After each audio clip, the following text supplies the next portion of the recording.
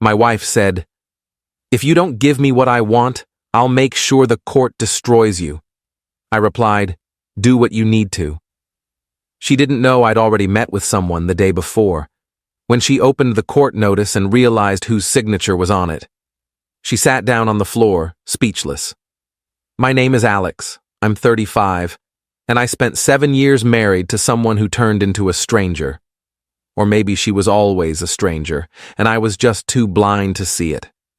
Either way, the woman I thought I knew disappeared somewhere around year 5, replaced by someone who saw me as an obstacle instead of a partner. Lauren and I met when we were both 26. She was working retail management. I'd just gotten a decent job with steady income and benefits. Nothing glamorous, but stable.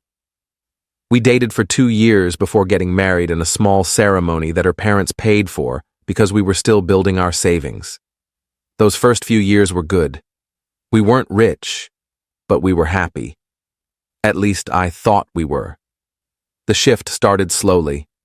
Around year 5, Lauren became obsessed with what other people had.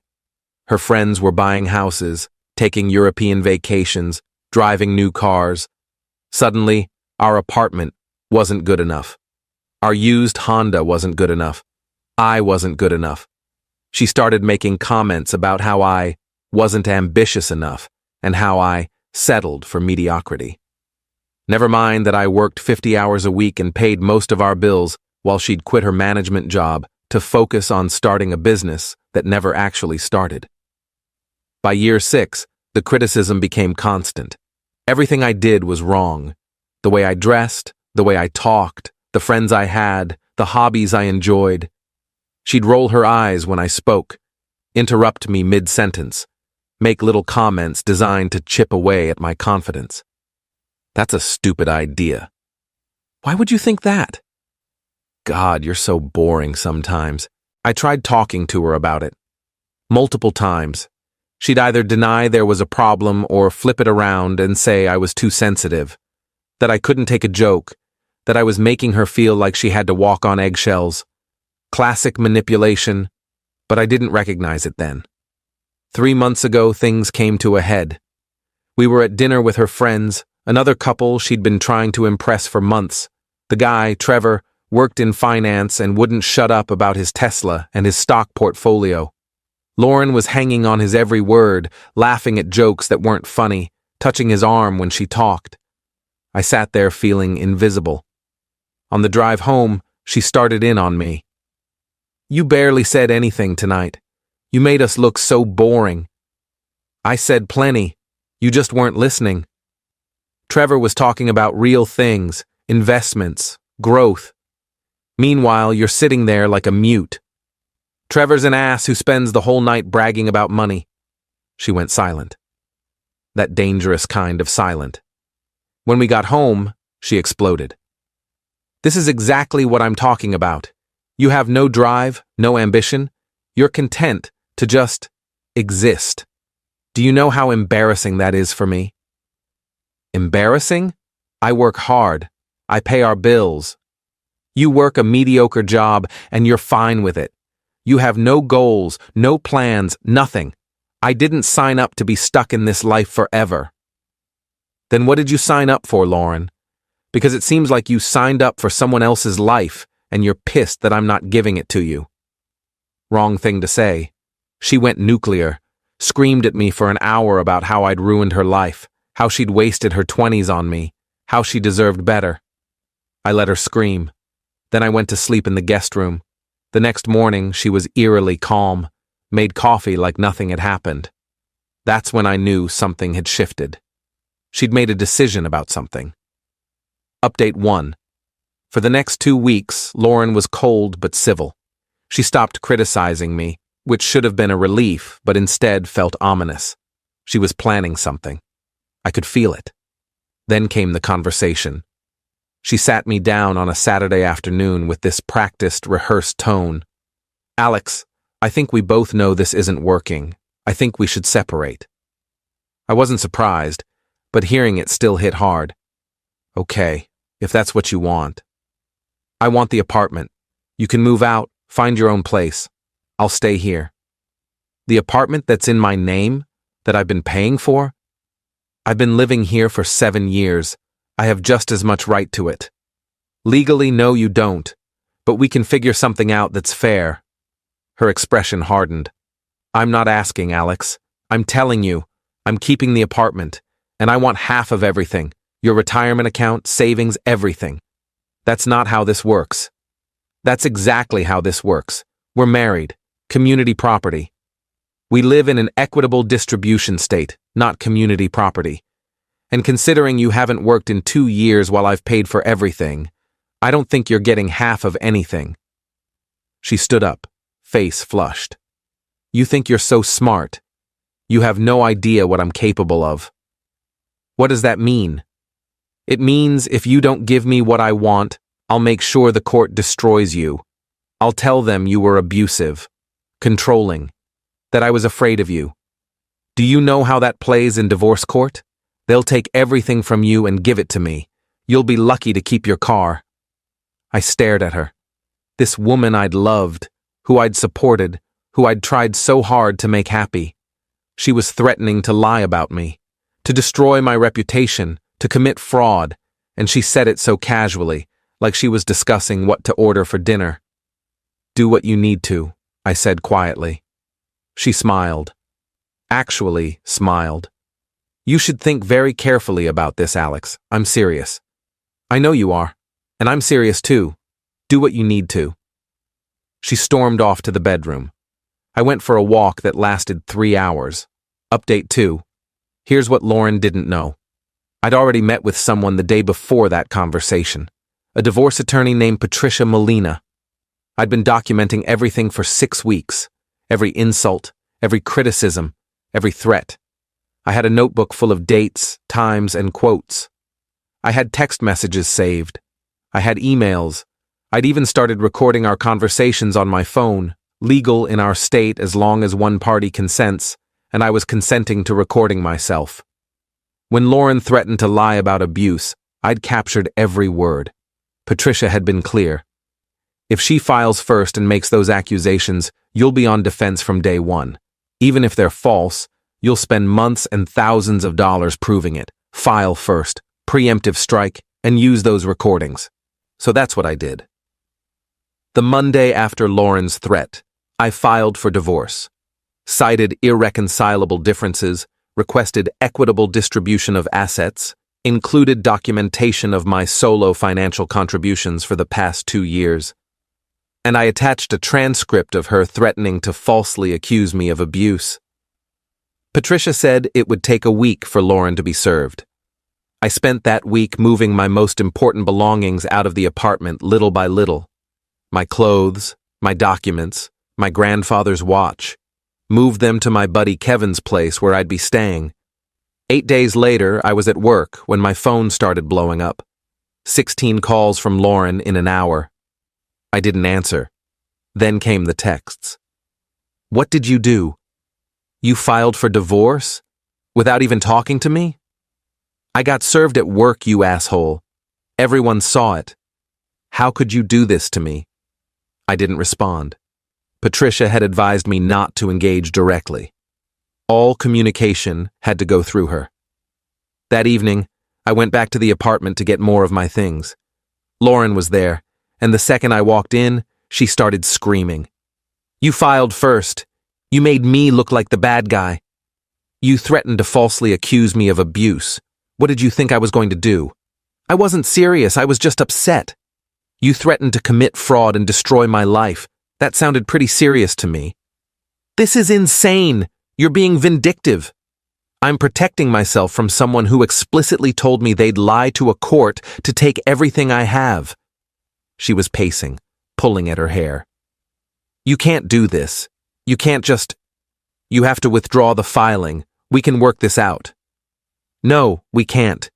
You made your choice when you threatened me. I want to see the paperwork.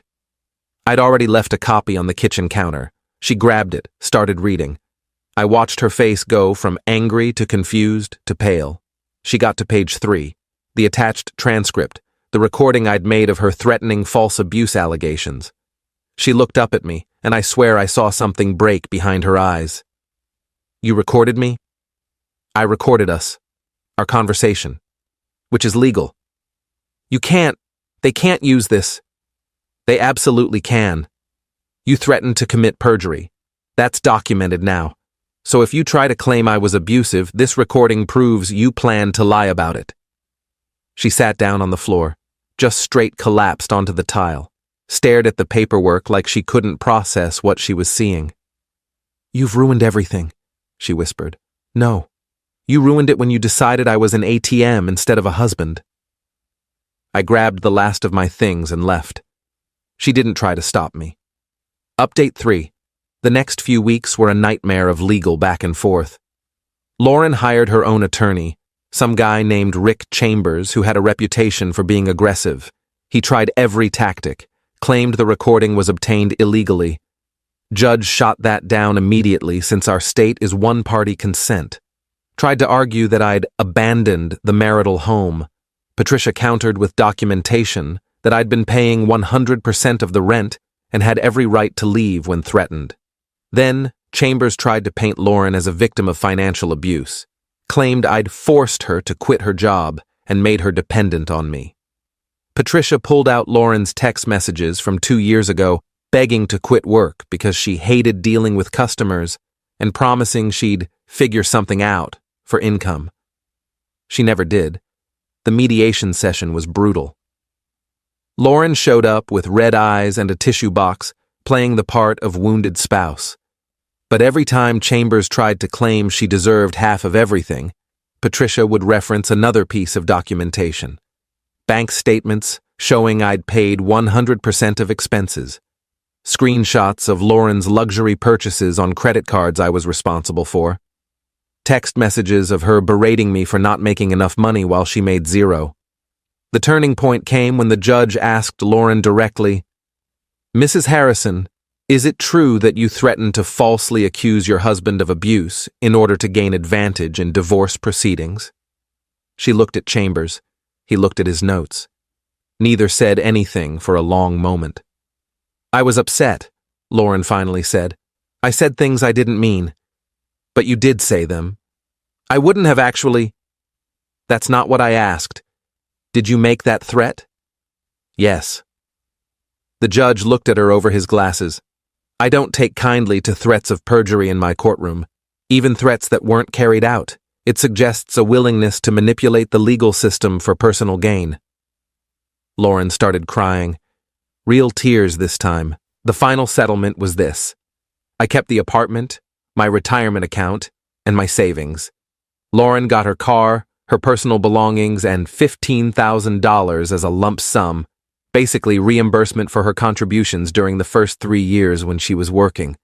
No alimony, clean break. Chambers tried to argue for more, but the judge shut him down. Said the recording and Lauren's admission made it clear she'd been planning to exploit the system, and he wasn't rewarding that behavior.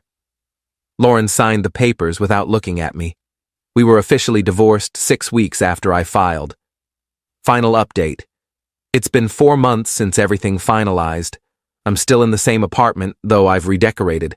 Got rid of furniture that reminded me of her. Painted the bedroom. Made it mine again. Lauren moved in with her parents initially. I heard through mutual friends that she blamed me for humiliating her and ruining her reputation. She told people I'd secretly recorded her and ambushed her with legal papers. Conveniently, left out the part where she threatened to falsely accuse me of abuse. Most of our mutual friends saw through it. The ones who knew us both knew what she'd become in those last 2 years. A few took her side, but honestly, good riddance. If they believed her victim narrative without asking questions, they weren't really friends anyway. Last I heard, she got a job at a marketing firm, entry level, since she'd been out of work so long. Apparently she's struggling with the adjustment of actually working again and not having someone else's income to spend. Me? I'm doing okay. Better than okay, actually. The apartment is peaceful. No more criticism. No more walking on eggshells. No more feeling like I'm not enough. I've reconnected with friends I'd drifted from. Started going to the gym. Even went on a couple dates, though nothing serious yet. The best part? My finances are finally mine. No more credit card bills for Lauren's self-care purchases. No more explaining why we can't afford something when I'm the only one working. I'm saving money again, actually building something for myself. People ask if I regret marrying her. Honestly, no. I learned who I don't want to be with. I learned what I won't tolerate. I learned that loving someone doesn't mean letting them destroy you. And I learned to trust my gut when something feels wrong. The recording was the smartest thing I did. Without it, Lauren would have followed through on her threat. She would have lied to the court, painted me as an abuser, and probably gotten away with it because society tends to believe accusations without proof. That recording didn't just protect my assets. It protected my reputation, my future, maybe even my freedom. Would I do anything differently? Maybe file for divorce sooner? Maybe recognize the warning signs when she started the constant criticism and contempt? But I'm not beating myself up about it. Sometimes you have to live through something to learn from it. Lauren made her choice when she decided I was an obstacle instead of a partner. When she saw me as a resource to extract value from, rather than a person to share life with. When she threatened to weaponize the legal system against me, I just made sure I was ready when she did. Edit 1. People keep asking what happened to Trevor and his wife. They're still friends with Lauren as far as I know, which tells me everything I need to know about Trevor. Edit 2. Yes, the recording was legal. I checked with multiple attorneys before I did it. One-party consent state. I was part of the conversation. Completely legal. Know your local laws before trying this. Edit 3. For those asking if I ever loved her, yes, I did. Very much. That's why this hurts so badly. But love isn't enough when the other person sees you as a tool instead of a human being.